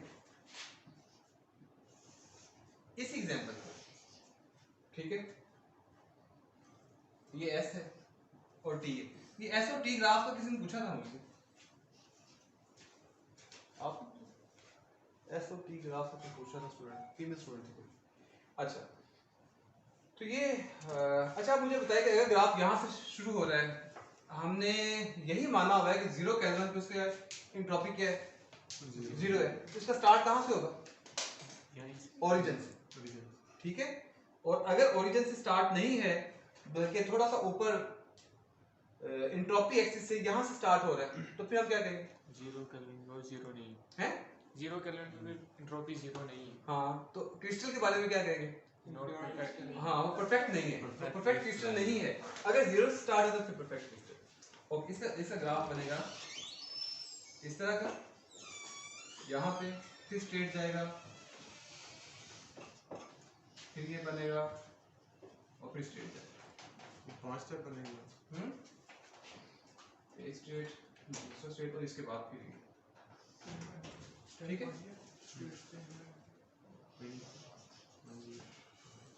अच्छा अब ये टेम्परेचर एक्सिस है, तो हमने 0 केल्विन पे 0 कहा हुआ है वाटर का, तो ये नहीं जो सॉलिड फॉर्म में है, तो यहाँ से स्टार्ट इसका होगा, इसका मतलब it is a perfect crystal, water is a perfect crystal at PO3।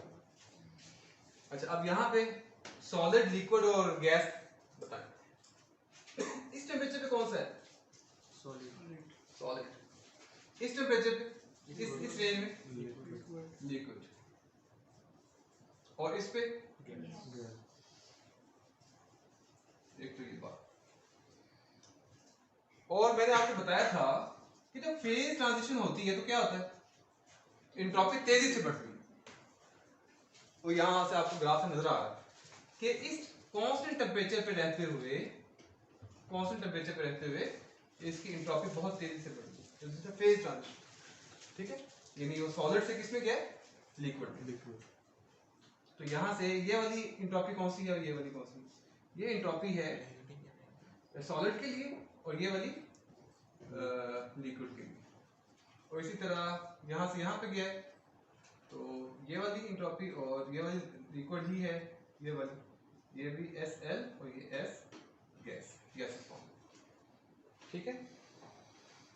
अच्छा अब इन दोनों के दरमियान, सॉलिड और लिक्विड के दरमियान ये जो S है ये हम कैलकुलेट कर सकते हैं ग्राफ से, and this S delta S is called delta SQ,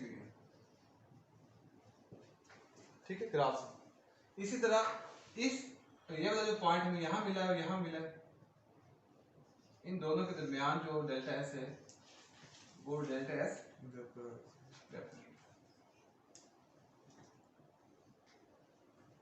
okay. अच्छा अब यहाँ से हम कौन कौन सी इंफॉर्मेशन ले सकते हैं, मसलन कि क्रिस्टल परफेक्ट है कि नहीं, वो यहाँ से हमें पता चल जाएगा। 0 से स्टार्ट है तो परफेक्ट है, जो 0 से स्टार्ट नहीं है परफेक्ट नहीं है। अच्छा which change in entropy is greater, यानी फेज ट्रांजिशन के लिए या विद इन फेज रहते हुए, फेज ट्रांजिशन वाली जो एंट्रोपी है ये हाई। क्वेश्चन नंबर 3, ये सारा हम यहाँ से देख सकते हैं। क्वेश्चन नंबर 3, मेल्टिंग पॉइंट और बॉइलिंग पॉइंट इंडिकेट करें ग्राफ में, मेल्टिंग पॉइंट और बॉइलिंग पॉइंट इंडिकेट करें। एस जो है ये फ्यूजन से स्टार्ट हो रहा है मेल्टिंग पॉइंट, ये वाला कौन सा पॉइंट? मेल्टिंग ये मेल्टिंग टेम्परेचर, मेल्टिंग पॉइंट।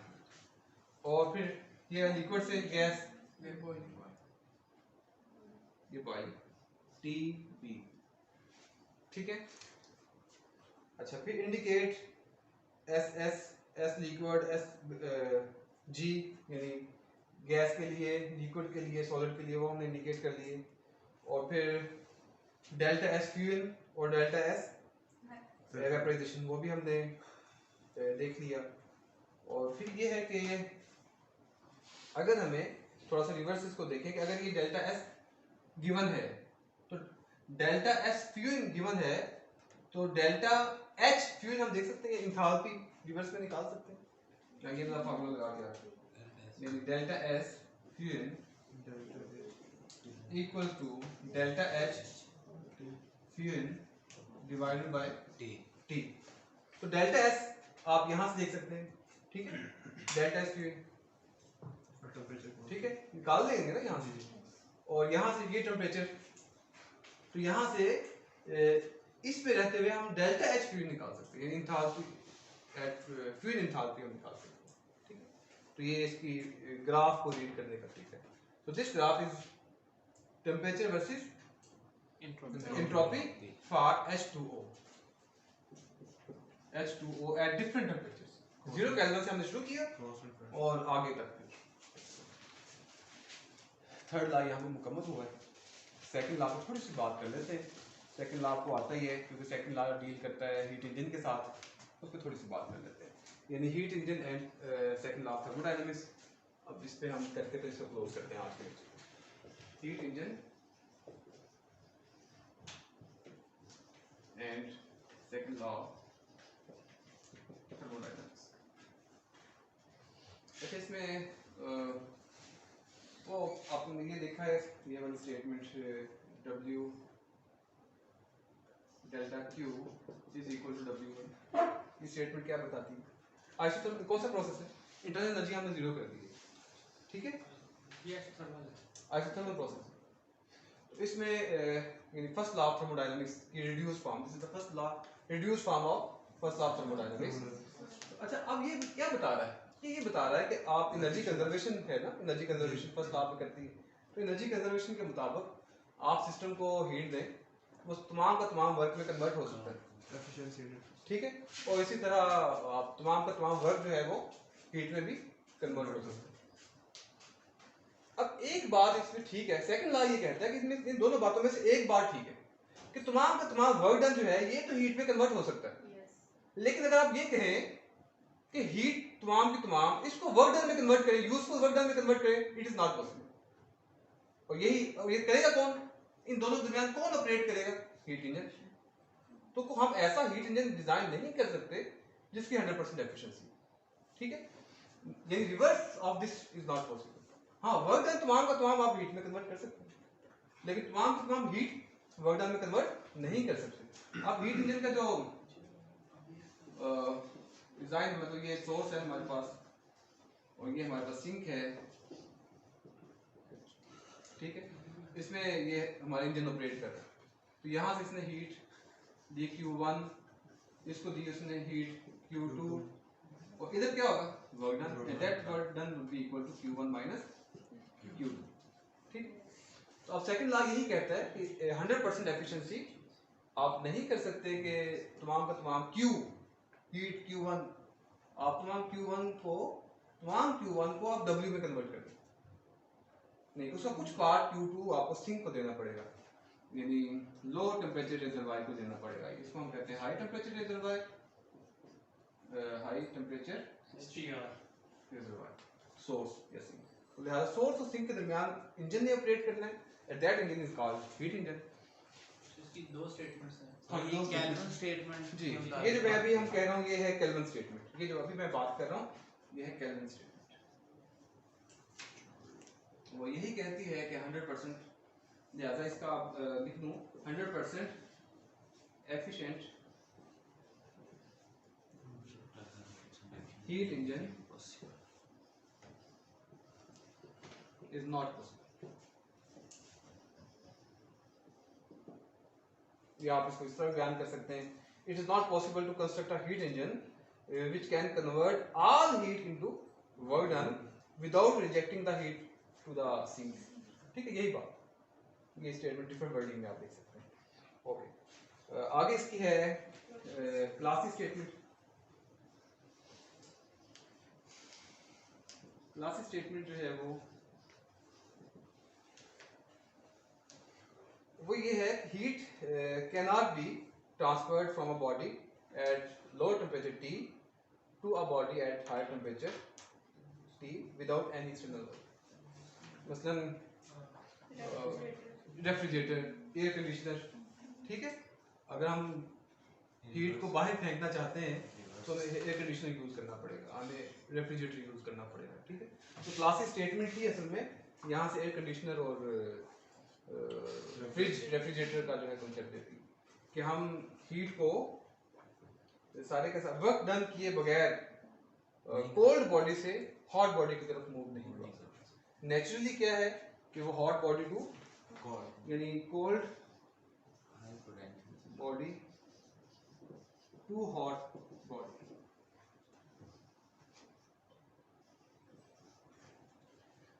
आमतौर पे हॉट बॉडी से कोल्ड बॉडी तरफ खुद ब खुद फ्लो होता है, लेकिन अगर हम ये डायरेक्शन चाहते हैं हॉट बॉडी से कोल्ड बॉडी की तरफ तो हमें वर्क करना पड़ेगा ऑन द सिस्टम। हाँ, सिस्टम के ऊपर वर्क डन हमें करना पड़ेगा, ठीक है।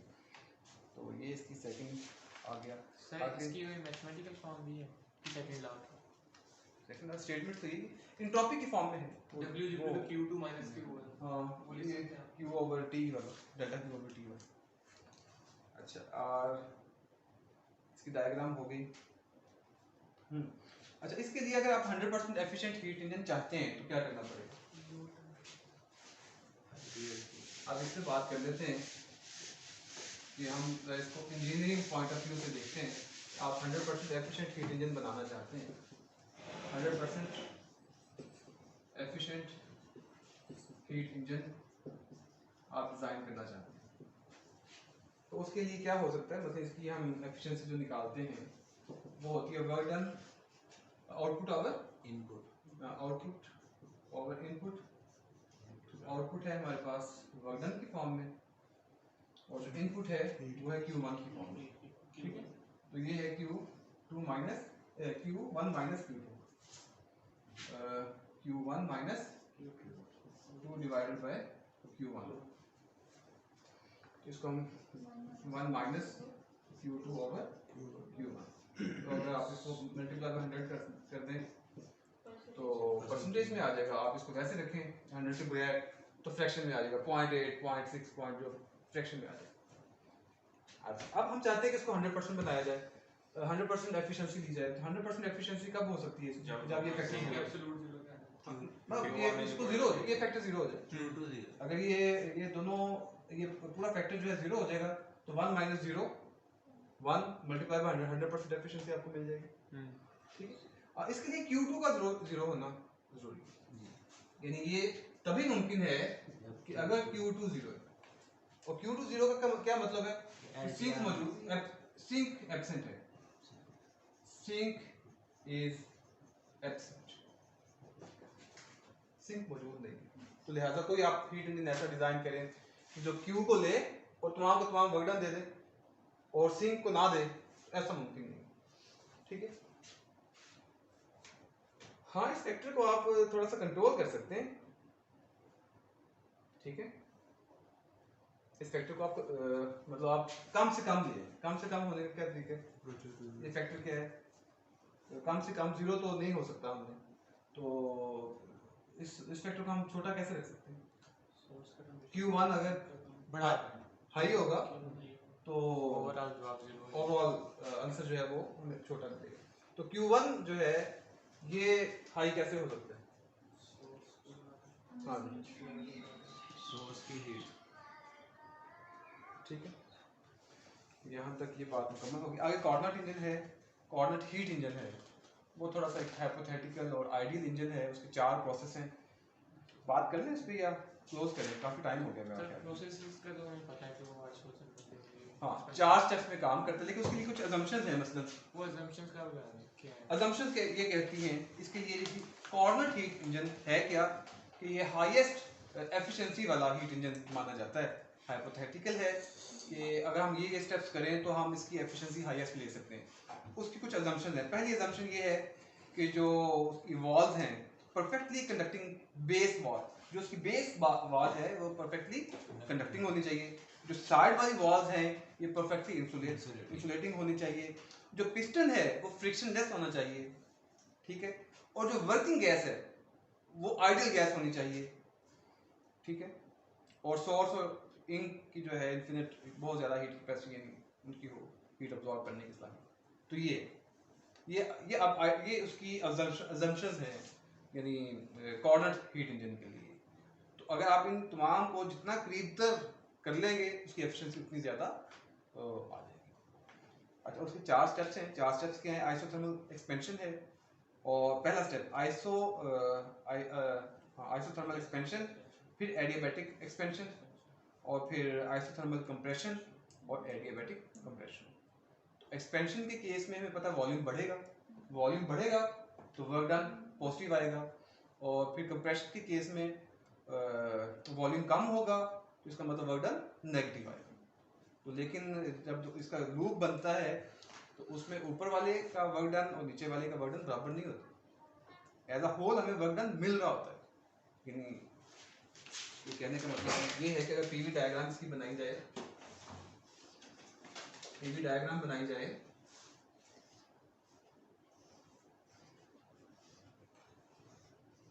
ये P1 V1 T1, ये P2 V2 T1 isothermal expansion, temperature same रहेगा। आगे एडियाबैटिक एक्सपेंशन, तो P3 यानी P3 V3 और T2, अब टेंपरेचर चेंज हो जाएगा एडियाबैटिक। और फिर अब ये एक्सपेंशन है, ये भी एक्सपेंशन है, ये एक्सपेंशन है, ये भी एक्सपेंशन है। आइसोथर्मल एक्सपेंशन, एडियाबैटिक एक्सपेंशन, और ये ऐसे होगा क्लॉकवाइज, और ये भी क्लॉकवाइज, और ये होगा कंप्रेशन, और कंप्रेशन में यहाँ पे आइसोथर्मल कंप्रेशन, और ये फिर एडियाबैटिक कंप्रेशन। अच्छा, ये वॉल्यूम एक्सिस है, ये प्रेशर एक्सिस है, पीवी डायग्राम है, ये पीवी डायग्राम है। अच्छा, मुझे बताएं ये जो एक्सपेंशन है, दोनों एक्सपेंशन में वॉल्यूम बढ़ा है कम हुआ, मतलब वो यहाँ से यहाँ तक गया है, वॉल्यूम एक्सिस पे वॉल्यूम इंक्रीज हुआ है, इसका मतलब वर्क डन पॉजिटिव है। फिर यहाँ से वो यहाँ तक फिर गया है, वॉल्यूम फिर बढ़ा है, ठीक है, इसका मतलब मजीद हमें वर्क डन पॉजिटिव मिला है। अब यहाँ से वो वापस यहाँ पे आया है, इसका टेम्परेचर नहीं लिखा हमने, P4, V4 और T2, ठीक है, आइसोथर्मल है, टेम्परेचर सेम रहेगा, ठीक। अच्छा, अब यहाँ से कंप्रेशन में आया है तो वॉल्यूम रिड्यूस हुआ है, वर्क डन माइनस, यहाँ से फिर यहाँ तक गया है, वॉल्यूम फिर रिड्यूस हुआ है, वर्क डन माइनस। अच्छा, अब लेकिन इसके बावजूद आप देखें कि ये जो एरिया है इसका वर्क डन हमें पॉजिटिव, तो इसका मतलब ये नहीं है कि ये जी एक्सपेंशन कंप्रेशन तो नेट वर्क डन जीरो नहीं, ठीक है, फिर भी हमें वर्क डन ये वाला एरिया का मिल रहा है, क्योंकि नहीं ये वर्क डन निकाल रहे हैं ना, तो वर्क डन स्टेट फंक्शन नहीं है, ये पाथ फंक्शन है, क्योंकि ये पाथ फंक्शन है तो इसका ये मतलब नहीं कि जहां से शुरू हुआ वहीं पे आ गया तो वो जीरो, नो, ये स्टेट फंक्शन नहीं, ये पाथ फंक्शन है। तो आप देखें कि ऊपर वाला पाथ, चलिए आप इसका एरिया अंडर द कर्व निकाल लें, इसका एरिया अंडर द कर्व निकाल लें, और फिर इन दोनों का नीचे वालों को निकाल दें, तो जब टोटल में से यानी दोनों एक्सपेंशन वाले जो वर्क डन है वो निकालें, दोनों कंप्रेशन वाले वर्क डन निकालें, और एक्सपेंशन वाले वॉल्यूम में से कंप्रेशन वाला वॉल्यूम माइनस करें तो वो जीरो नहीं आएगा, वो नॉन जीरो होगा, that is our work done. हां, वो दरमियान वाला आएगा, that is our work done. मैं काफी ठीक है जी, यहाँ पे बात खत्म करते हैं, क्वेश्चन जी एक्सटेंसिव और इंटेंसिव वीडियो। हाँ जी, जो प्रेशर आ रहा था, प्रेशर क्या है, क्या लेंगे प्रेशर? आपने कहा था कि कल उसको हम टेबल सा अब वो टाइम नहीं है इस पे बात करने के लिए, अच्छा, सारी क्या इसके बाद कर लेते हैं ये, इसके अलावा क्वेश्चन है, ठीक है, क्लोज करें। मेरा कॉपी पे लिखे हुए दोनों टेबल, वो मैं भी आपको बता देता हूँ, कॉपी से लिख कर जी। जो सबसे